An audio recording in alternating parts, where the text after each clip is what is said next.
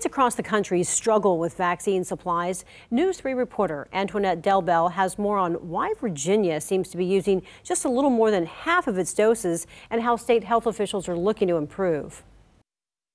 Of the more than 1 million COVID vaccine doses distributed in Virginia as of Thursday, about 57% of those doses have been used.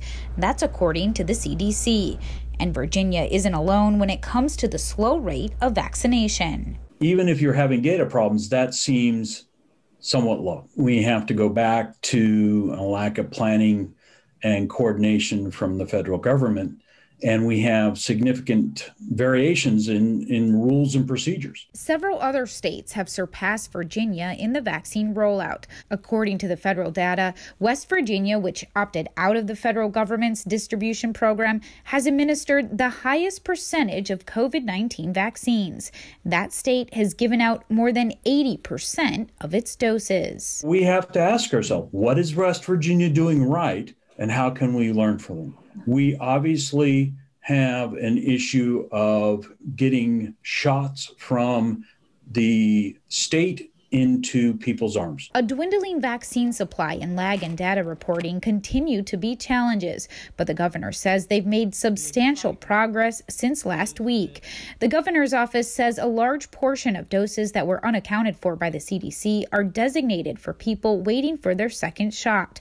But now that the state will know exactly how many doses it'll be getting, they'll be able to move inventory around for those second doses so that nothing is sitting on shelves for several days.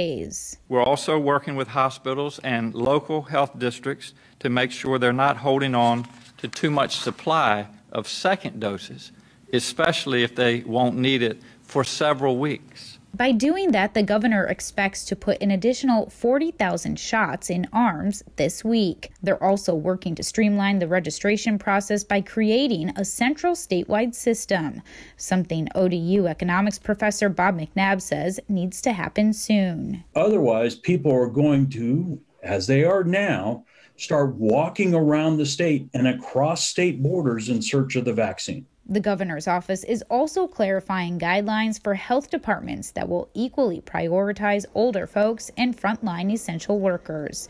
Antoinette Delbel, News 3.